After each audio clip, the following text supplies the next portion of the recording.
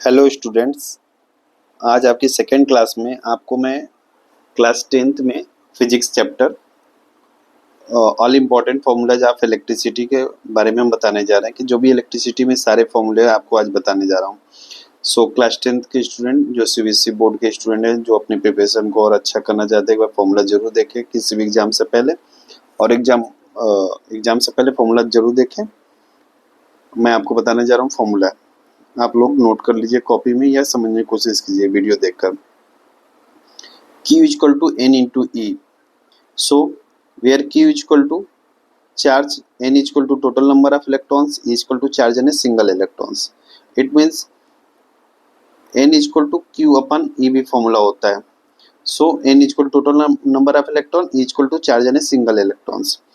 SI unit of charge, हम लोग SI unit भी साथ साथ पढ़ते चलेंगे. तो चार्ज की SI यूनिट होती है कूलॉम्ब होती है. हमेशा आप लोग याद रखिए कि SI यूनिट चार्ज की कूलॉम्ब होती है. तो ये एक formula Q equal to n e है, N equal to Q upon e भी होती है. हम लोग सेकेंड पेज पे आते हैं. सेकेंड पेज पे आने पर Q equal to I T, जिसपे हम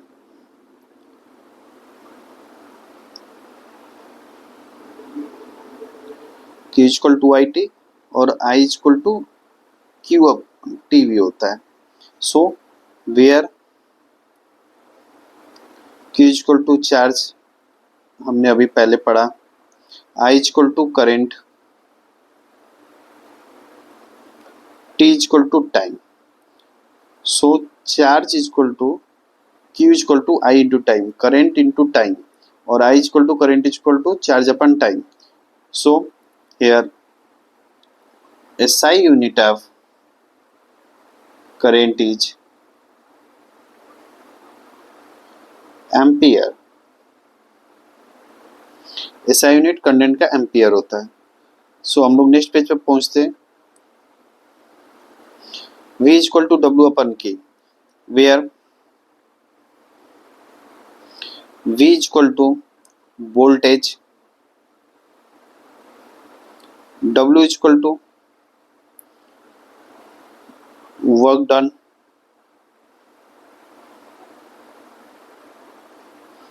Q इक्वल टू चार्ज. और V को हम लोग दूसरे नाम से भी जानते हैं जिसको हम लोग पोटेंशियल डिफरेंस भी बोलते हैं.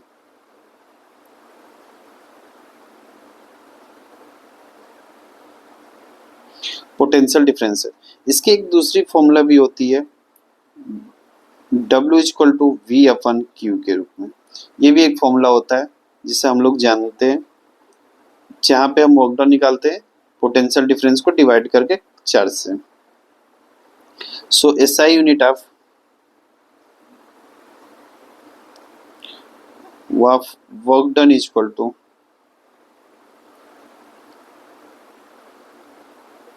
जूल. तो एसआई यूनिट वर्क डन का जूल होता है. चार्ज का हमने कूलम बता ही चुके हैं, और आपको वी पोटेंशियल डिफरेंस का भी वोल्ट होता है. नेक्स्ट चैप्टर में नेक्स्ट क्लास में हम बताते हैं कि क्या है. सॉरी, आपको नेक्स्ट स्लाइड में ही बताने जा रहे हैं कि वी पोटेंशियल डिफरेंस का यूनिट क्या होता है. सो हियर इसको हम लोग ओम्स लॉ बोलते हैं. इसको हम लोग ओम्स लॉ बोलते हैं. V equal to I R को ओम्स लॉ बोलते हैं, where V equal to potential difference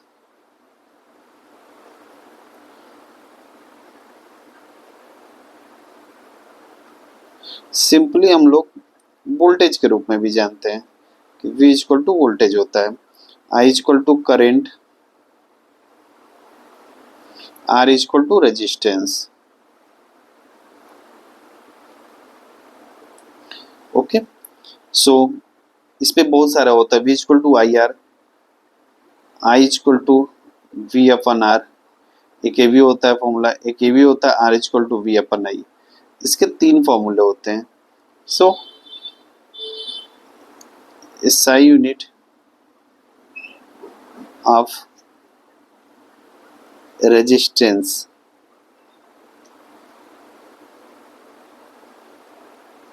ओम होता है। इसको हम लोग सिंबल ओम का ऐसे होता है, तो हम लोग सिंबल पे ध्यान देंगे। इसका यूनिट ऑफ रेजिस्टेंस ओम होता है। सो हम लोग आगे बढ़ते हैं।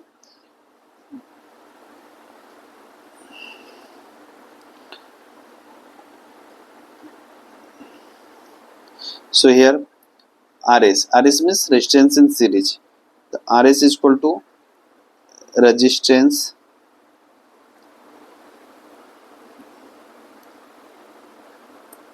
series. R1 resistance 1, resistance 2, resistance 3. इसका सर्किट इस टाइप का बनता है।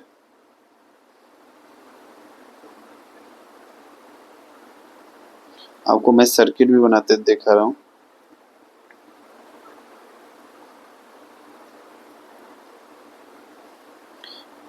इसको हम लोग R1, R2, R3 बोलते हैं। इसको हम लोग वोल्टेज बोलते हैं। ये स्विच ऑन है। ओके, करंट हमेशा पॉजिटिव साइड से फ्लो करता है। ओके, ये पॉजिटिव टर्मिनल है, ये निगेटिव टर्मिनल है। सो आप लोगों को मैं रेजिस्टेंस के बारे में बता चुका हूँ। हम लोग आगे बढ़ते हैं।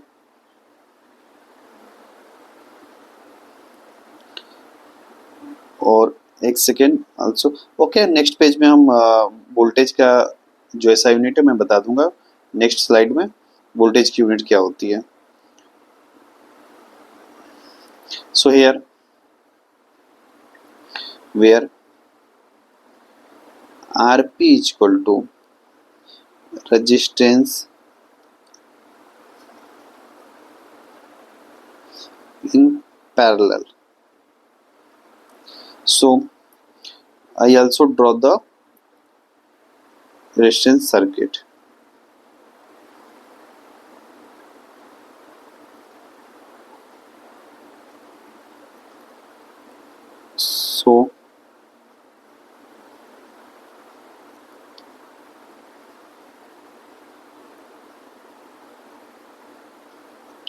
So here all the things made. This is R1, this is R2, and this is R3. Okay, R3. So there is formula apply, and 1 upon Rp is equal to 1 upon R1 plus 1 upon R2 plus 1 upon R3. So here in the sense say that okay, direct फॉर्मूले जानने की ज़रूरत नहीं है। आपको इस फॉर्मूले पे ही आपको काम करना चाहिए और इसे सिंपल कैलकुलेशन। ज़्यादा आप लोग ट्रिक में जाएंगे तो ज़्यादा कैलकुलेशन गलत होने के ज़्यादा चांसेस, इसलिए ट्रिक पे ना जाए, बेसिक्स अपनाएं। क्योंकि आप लोग कंपटीशन की तैयारी नहीं कर रहे हैं, आप लोग बेसिक, क्योंकि एक एक स्टेप सीबीएसई में दिखाना होता है कैसे हमने न्यूमेरिकल को सॉल्व किया, कैसे फॉर्मूला आया।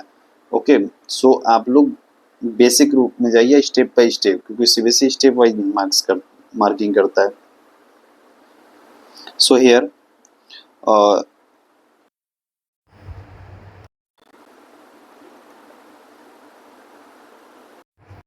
H is equal to heating. H is equal to heating effect होती है। ओके, उसको हम लोग हीट एनर्जी के रूप में okay, V is equal to voltage, I is equal to current, T is equal to time. Okay, SI unit of heat is equal to heat energy. आपको पता होना चाहिए कि सारे एनर्जी का यूनिट जूल ही होता है। सो कोई डिफरेंस नहीं होता है, सारे एनर्जी का यूनिट जूल होता है। तो आप लोग को कंफ्यूज होने की जरूरत नहीं है। सारे जो भी एनर्जी आपको मिलेगा सबकी यूनिट जूल होती है, एसआई यूनिट जूल होती है। सो आपको मैं सेकेंड एसआई यूनिट बताने जा रहा हूँ। SI unit of voltage or potential difference, इसका वोल्ट होता है। इसकी एसआई यूनिट वोल्ट होती है। सो आप लोग कंफ्यूज नहीं होना है। Okay, next, H equal to I square upon R T, sorry I square into R T, तो where all the things you know, H is equal to heat energy, I is equal to current, R is equal to resistance, T is equal to time. So इस फॉर्मूले में, दोनों फॉर्मूले में क्या अंतर है कि जब आपको वोल्टेज और करंट दिया हो, टाइम दिया हो, तो ये हीट एनर्जी हम लोग निकाल सकते हैं। और आपको इस वाले स्लाइड में आपको वोल्टेज ना दिया हो और केवल करंट और रेजिस्टेंस दिया हो, तो आप लोग आसानी से हीट एनर्जी निकाल सकते हैं। तो लोग ध्यान देने वाली बात है कि जब हमारे वोल्टेज दिया हो तो ये वाला फॉर्मूला अपनाएंगे, जब वोल्टेज नहीं दिया हो, करंट रेजिस्टेंस के, तो ये वाला फॉर्मूला अपनाएंगे। इस चीज़ को ध्यान में रखना हम लोग को न्यूमेरिकल सॉल्व करते टाइम। और नेक्स्ट है पावर, मोस्ट इंपॉर्टेंट है पावर। पावर इसका दूसरा एक और फॉर्मूला होता है, work done equal to power into time. So okay, ये भी ध्यान देना है। तो where P equal to power, W equal to work done, पहले भी हमने बता रखा है, और T equal to time, T equal to time. So SI unit of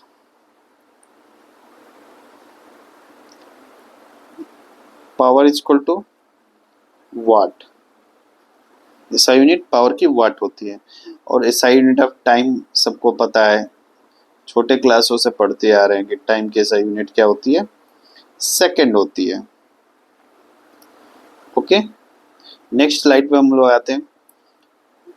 power equal to energy into time, इसका दूसरा फॉर्मूला भी होता है energy equal to P into time.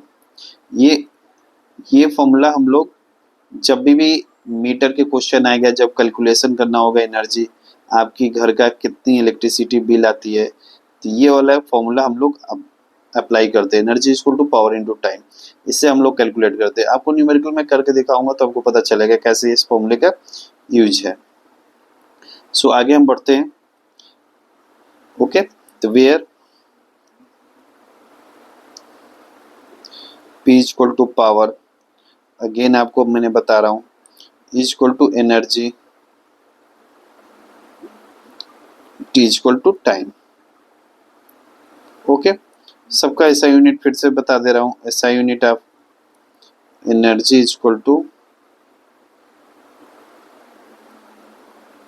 Joule होती है। इसकी एसआई यूनिट क्या होती है, एनर्जी इक्वल टू जूल होती है। सो हम लोग को एक चीज और पढ़ना होता है कि पी की एनर्जी क्या है, पी की क्या होती है। मैं आप लोग को इसकी एसआई यूनिट क्या होती है पी की, पी का हम लोग जब कैलकुलेशन करेंगे जब इलेक्ट्रिसिटी का, इसको हम लोग किलो वाट में लेते हैं और टाइम को आवर में होता है, किलो वाट आवर। इसको हम आगे भी डिस्कस करेंगे किलो वाट आवर कैसे हुआ। नेक्स्ट में where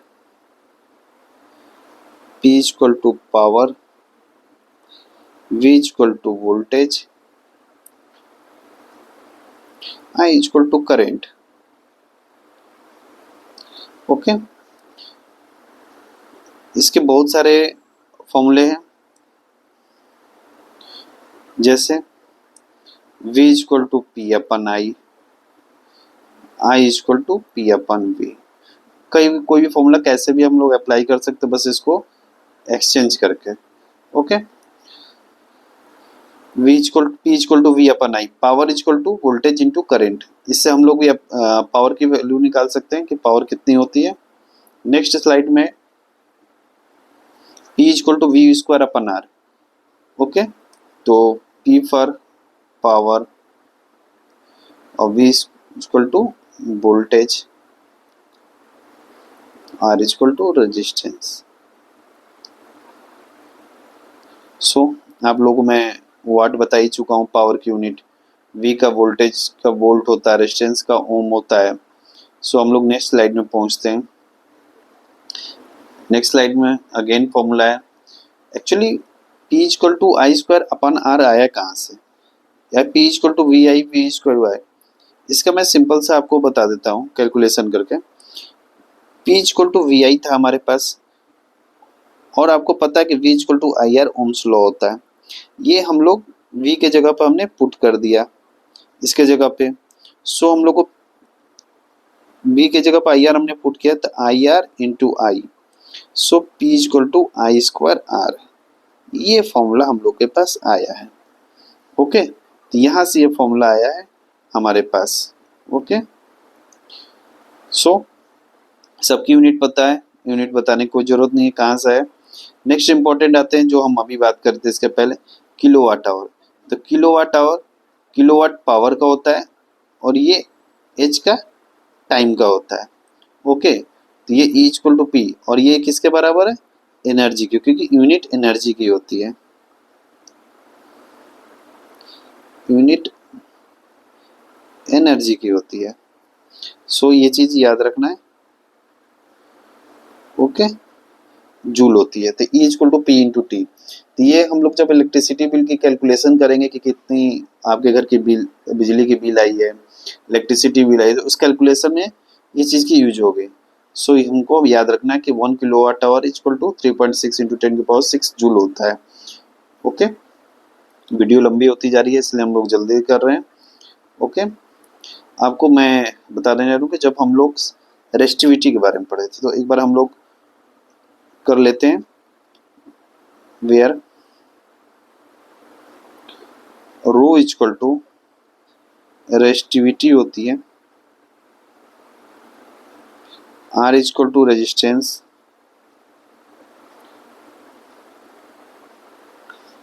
A equal to area, area को मीटर स्क्वायर में हम लोग कैलकुलेट करते हैं, एल इक्वल टू लेंथ,